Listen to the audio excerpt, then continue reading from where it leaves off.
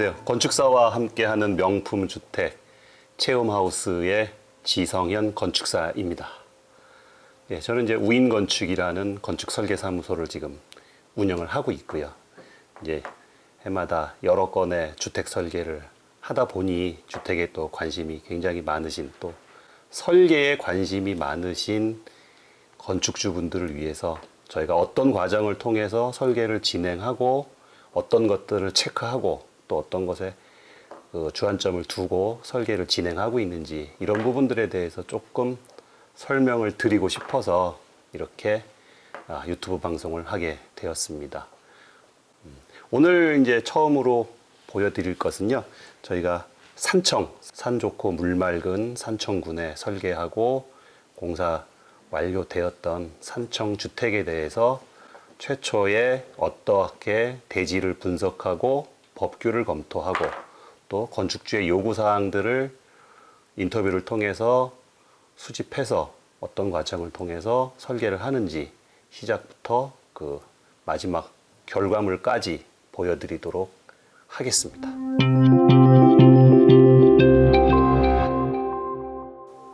네, 처음에 저희가 이제 건축주분한테 대지를 의뢰를 받으면은요, 제일 먼저 해야 될 일이 이 땅에 건축이 가능한지 또는 안 되는지, 또 가능하다면 얼마나 어떻게 가능한지에 대한 법규를 먼저 분석을 해야 되고요. 그 다음에 주변에 도로는 있는지, 이웃집은 어떤 관계인지, 땅은 높은지 낮은지, 어디가 잘 보이는지, 이러한 대지에 대한 분석도 진행을 하게 됩니다. 네. 그래서 최초에 먼저 해야 될 것은 대지의 지번을 받으면 저희가 정부에서 제공하는 토지 이용 규제 정보 서비스라는 사이트에 접속을 해서 대지에 대한 제반 사항을 먼저 알아보게 됩니다. 그러니까 여러분들도 인터넷에 토지 이용 규제 정보 서비스라는 데 들어가셔서 자기 대지의 지번을 입력을 하시면 대지의 기본적인 사항들이 나오게 됩니다. 이것을 확인하셔서 혹시 땅을 지금 구매하시려고 하신다면은 뭐 부동산 사무소에서도 알려주시겠지만 기본적으로 한번 찾아보시는 것도 많이 도움이 될 것 같습니다. 네. 지금 먼저 이제 오늘 뭐 정확한 지번은 말씀드리기 힘들지만 오늘 설계를 진행할 땅은요, 이제 계획 관리 지역에 있습니다. 계획 관리 지역이 보통 전원주택을 지을 때 가장 많이 선호하시는 지역인데요. 뭐 지역 지구 이런 거는 조금 나중에 또 한번 다시 설명드릴 기회가 있을 거고요.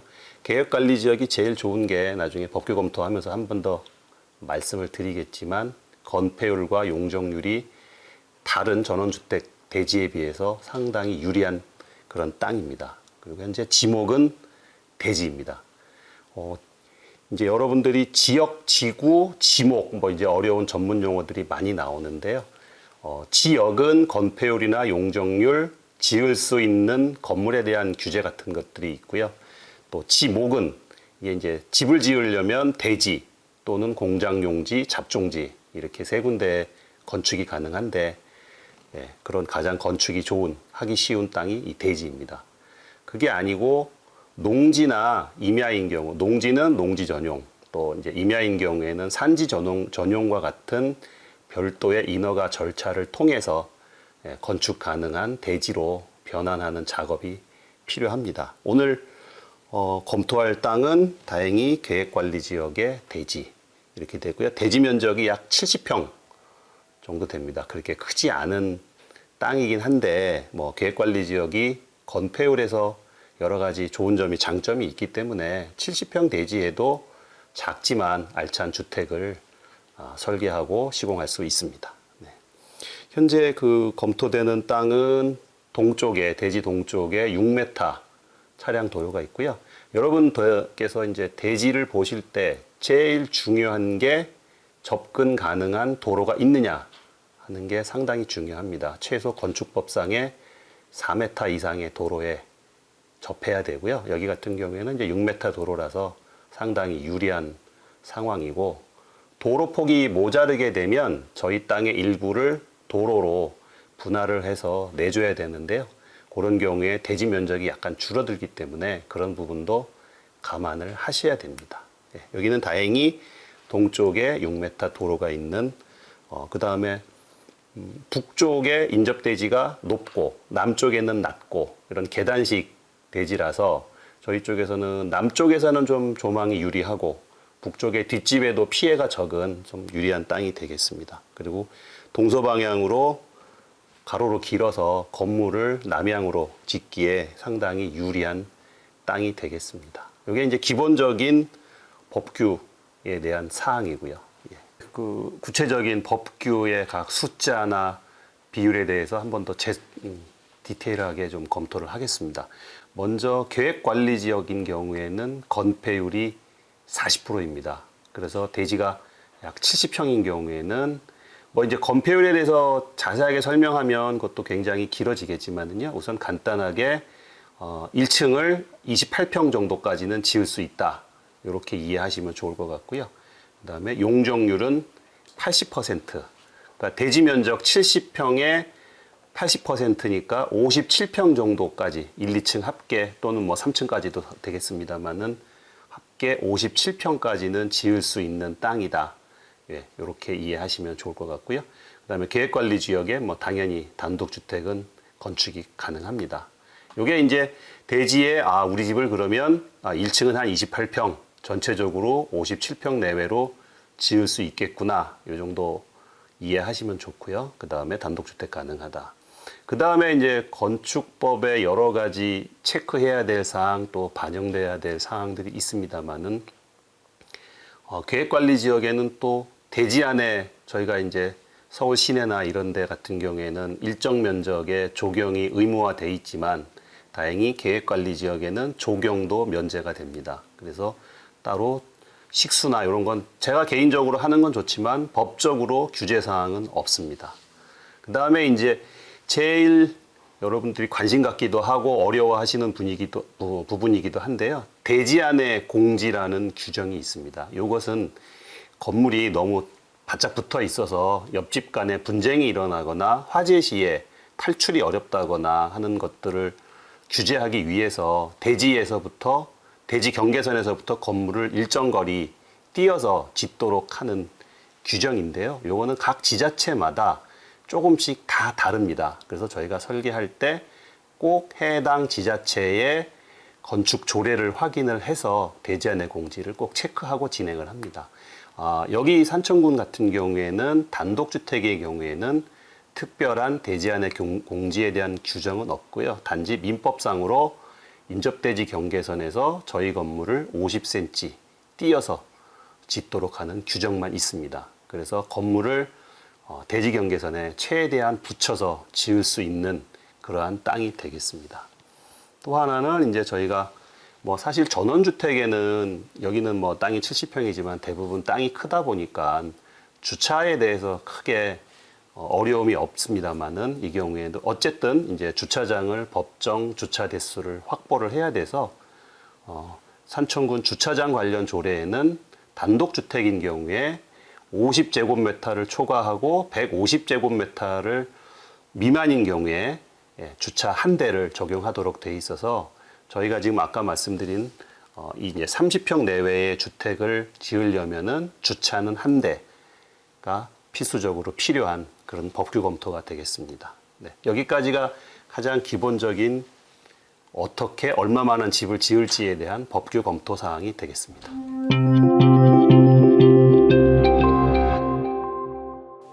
네, 이렇게 대지가 갖고 있는 법규적인 특성, 주변 상황, 인문학적 상황 이런 것들을 다 검토를 해서 이제 지을 수 있는 최대 어떤 조건들을 확인을 한 다음에는요. 그럼 구체적으로 어떤 집을 어떻게 지을지에 대해서 집을 짓고자 하시는 건축주와 인터뷰를 하게 됩니다. 그러니까 어떤 집을 원하시는지, 어떤 규모의 몇 층짜리, 어떤 스타일을 원하시는지 등등을 인터뷰를 통해서 원하시는 모양을 좀 잡아 나가게 되는데요. 저희는 이걸 이제 설계 요구사항의 확인 뭐 이런 식으로 표현을 합니다. 이 산청주택은 은퇴를 앞둔 노부부께서 이제 고향으로 돌아와서 한적한 전원 생활을 하고자 하셨던 집이고요. 이제 부부 두 분, 그다음에 이제 출가한 자녀들이 주말에 가끔 놀러 와서 뭐 손주도 데리고 요런 사항들을 어떤 이런 삶을 수용할 수 있는 주택을 설계를 해드리는 겁니다. 두 분이 일단 원하신 거는 전체적으로 30평에서 한 35평 정도의 주택을 원하셨고요. 30평에서 35평 정도의 주택이 저희들이 보면 가장 일반적으로 많이들 원하시는 그런 평형대가 됩니다. 그렇게 하고 집은 이제 2층으로 똑같은 전망이라도 1층에서 보는 거하고 2층에서 보는 거는 또 느낌이 많이 다릅니다. 그리고 아파트가 아닌 단독주택인 경우엔 또 2층에 대한 로망들이 또 있으셔서 전체적으로 30평에 2층짜리 주택을 하고 2층에는 또 외부를 볼 수 있는 꼭 테라스 여기 꼭 필요하다는 사항이 있었고요. 그 다음에 사실 저희 나라는 기본적으로 방 3개, 화장실 2개가 거의 뭐 스탠다드인 것처럼 정해져 있는데 이 집 같은 경우에는 어차피 평소에는 두 분만 살고 계시고 주말에만 출가한 자녀들이 오기 때문에 방은 2개, 1층에 이제 부부가 거주하시는 큰 방, 안방 하나, 2층에 이제 그 출가한 자녀들이 주말이나 올 때 사용할 수 있는 방 2개를 하고 그 대신에 이 두 분은 주로 거실하고 주방 식당에서 낮에 생활을 하시기 때문에 방의 면적은 약간 줄더라도 거실하고 주방은 크게 했으면 좋겠다. 그래서 과감하게 방 하나를 생략하고 방 2개, 화장실 2개, 그 대신에 거실하고 주방을 크게 가는 그런 디자인을 하기로 하였습니다. 그 다음에 요새는 저희가 설계를 해보면 주방이 거실보다도 큰 경우가 상당히 많습니다. 과거에는 거실이 집의 중심이었기 때문에 거실이 제일 크고 다른 방들을 배치를 했는데 요새는 오히려 주방을 크게 하시는 분도 많고요. 그래서 이 집 같은 경우에도 주방을 좀 크게 하고 아일랜드형, 저희가 이제 대면형이라고 하는데 과거에는 주방에서 일을 할 때 싱크대나 조리대들이 다 벽을 보고 있기 때문에 주부는 벽 보고 일을 하고 남편은 거실에서 TV를 보는 각자 단절된 그런 생활이 많았다면 지금은 식구 수도 줄었고 그래서 서로 소통할 수 있는 아일랜드형 주방을 많이 선호하십니다. 그래서 이 집에서도 주방에서는 아일랜드형으로 해서 거실과 소통할 수 있는 그런 구조였으면 좋겠다 하는 거였고요. 저희가 이제 주방 배치를 하다 보면 거의 저희 나라 아파트처럼 거실은 남쪽에 있고 주방은 북쪽에 있는 경우가 상당히 많은데 이 집은 동서로 긴 대지의 특징도 있고 건축주의 그런 희망사항도 있어서 주방하고 거실이 모두 남쪽에 일자로 배치되는 그런 상황들이 건축주께서 요구를 하셨습니다. 그 다음에 이제 아까 말씀드렸듯이 침실은 잠만 자는 공간이기 때문에 심플하면서 최소화하자. 이런 것들이 건축주가 요구한 여러 가지 요구 사항들이고요. 그 다음에 이제 건물의 외관을 어떤 스타일로 하느냐 하시는 것도 상당히 관심 사항인데 이제 지중해 스타일이라고 하죠. 이렇게 기와지붕에 가장 흔한 집, 소위 저희들끼리 말하는 이제 집같이 생긴 집. 이런 게 있고 모던하게 이제 디자인을 조금 특이한 개성 있는 집을 원하시는 분도 있는데요. 이 집 이제 여기 같은 경우에는 그냥 일반적으로 지중해 스타일이라고 하는 그런 스타일의 외관을 원하셨습니다.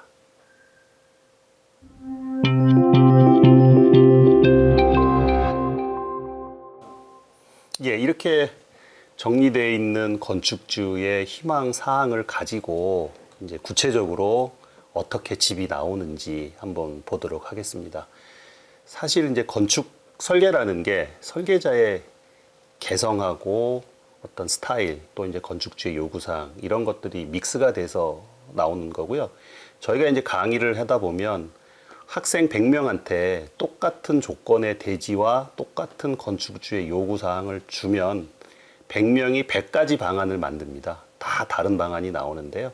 아마 지금 이 상황에서도 다른 건축사분이 하셨다 그러면 아마 또 다른 설계안이 나왔을 수도 있고요. 그래서 사실은 건축주와 설계자 간에 얼마만한 소통을 하고 어떻게 저희들 표현으로 궁합이 잘 맞느냐 하는 게 굉장히 중요한 사항이기도 합니다만은 어쨌든 조금 전에 그런 건축주의 요구사항을 저희 방식대로 해석을 해서 방안을 만들어 봤습니다.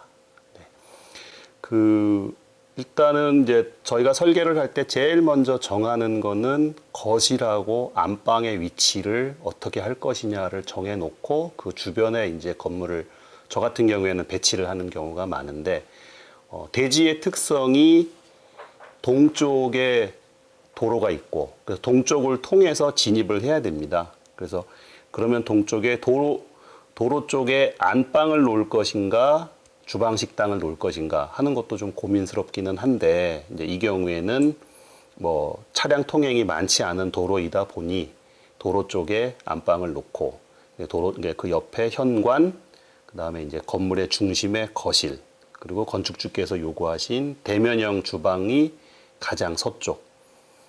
그런데 사실 서쪽에 주방이 가게 되면 뭐 서양 햇빛도 여름에 매우 덥기도 하고 해서 서쪽으로 창문은 최소화하고 남쪽의 주방에서 데크로 바로 나올 수 있는 그런 구조를 이 경우에는 설계를 했습니다. 그리고 이제 주방의 면에서 다용도실 안에 세탁기 또 이제 옛날 분이라고 하긴 그렇지만 이렇게 다용도실이나 여기서 이제 손빨래를 직접 하시기를 원하시는 분도 많으시기 때문에요. 이 경우에 조그만 손빨래용 싱크대를 하고요. 그 다음에 이제 현관에서 들어오면 바로 계단을 통해서 2층으로 올라갈 수 있도록 하고 안방 뒤에 욕실 아무래도 연세가 있으신 분들은 주무시다가도 화장실을 가야 되는 경우가 많이 있기 때문에요. 안방 전용 화장실을 두든 이 경우 같이 화장실이 하나만 있다고 하면 안방에 인접해서 배치하는 게 가장 좋습니다. 그렇게 하고 욕실 문이 사실 거실이나 주방 식당에서 욕실 안이 바로 들여다 보이는 게 이렇게 썩 좋은 설계는 아닙니다. 그래서 저 같은 경우에는 항상 그 화장실 문의 위치를 굉장히 신경을 많이 써서 결정을 하게 되는데요. 그래서 현관에서 들어와서 계단으로 올라가는 왼쪽으로 가면 계단, 오른쪽에 욕실 문을 놔서 가능하면 잘 안 보이도록 그렇게 배치를 했습니다. 그 다음에 거실 앞에 하고 주방 앞에는 일단 면적이나 예산이 허용하는 대로 가장 크게 데크를 놔서 뭐 여름날이나 날씨 좋을 때 이렇게 밖에 나와서 차도 한잔 하고 경치도 즐길 수 있는 그런 배치를 했습니다. 그 다음에 이제 아까 최초에 법규 검토할 때 했던 대지안의 공지 같은 것들이 지켜져야 되고요. 특히 이제 또 하나 꼭 놓쳐서는 안 되는 것들이 저희가 남의 인접대지보다 높을 때 인접대지와 저희 사이에 석축이 있다고 하면 석축하고 저희 건물 간의 이격거리도 체크를 해야 됩니다. 근데 이제 석축인 경우에는 2m, 콘크리트 옹벽인 경우에는 이격거리가 없고요. 이런 것도 감안을 해서 건물의 위치를 결정하고 그 건물의 위치 안에서 조금 전에 말씀드린 안방, 거실, 주방, 식당과 같은 배치를 하게 됩니다. 그렇게 해서 이제 2층으로 올라가게 되면 2층은 뭐 굉장히 간단한 구조로 되어 있습니다. 계단을 올라오면 또 아래층하고 똑같은 위치에 이게 이제 배관상의 문제도 있고 화장실에서 뭐 이를 보고 물을 내리거나 할 때 소음이 나기도 해서 가능하면 욕실은 1, 2층을 같은 위치에 놓는 게 좋고요. 같이 못 놓게 되더라도 아래층에 침실이나 거실과 같이 조용한 방은 피하는 게 좋습니다. 배관상으로 혹시 물이 새거나 해서 피해가 생기기도 하기 때문에 그래서 1층 욕실하고 같은 자리에 욕실을 놨고요. 그 다음에 이제 침실. 그 다음에 저희 나라 분들이 다락에 대한 요구들이 많이 있으세요. 특히 이제 손주, 손녀들이 어려서 다락방에 대한 추억이 굉장히 인생을 살면서 소중한 추억이 되기도 해서 저희가 다락은 가능하면 이런 이제 기와지붕이나 경사지붕이 있는 경우에는 다락을 해드리는 경우도 많이 있습니다. 그 다음에 침실 앞에 발코니를 통해서 밖에 나와서 외부를 좀 즐길 수 있는 이런 구조로 설계를 했습니다. 전체적으로 32평 정도 되는 주택입니다. 네.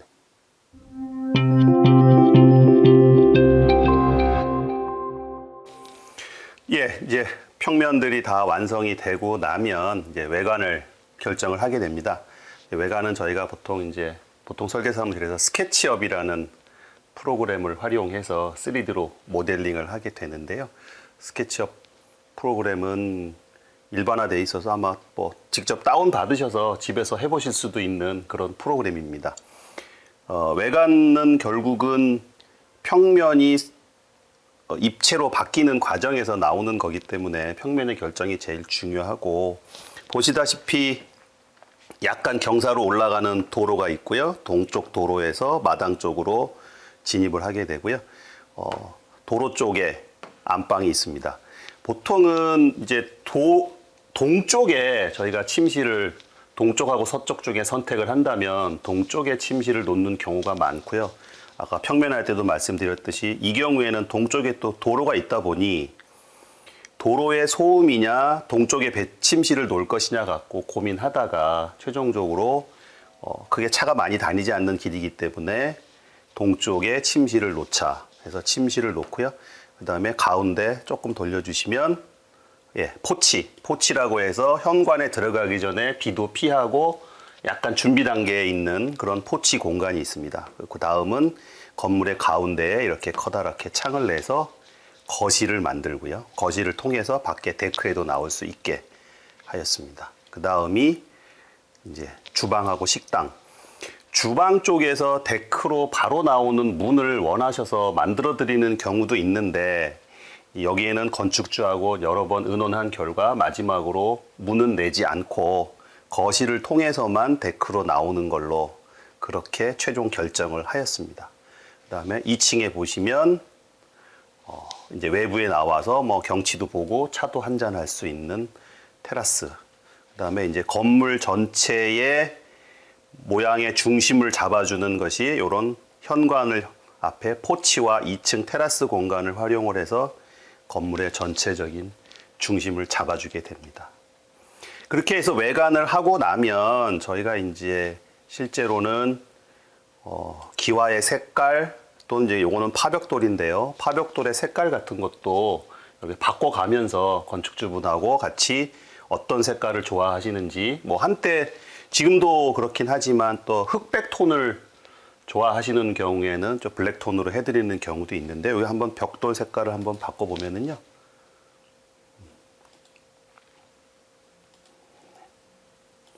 네, 똑같은 집이라도 브라운 계통의, 붉은 계통의 외관을 갖는 경우하고 이렇게 약간 그레이 톤의 건물, 지붕도 한번 아스팔트 싱글로 바꿔주시면 느낌이 또 같은 집입니다만은 느낌이 다르게 됩니다.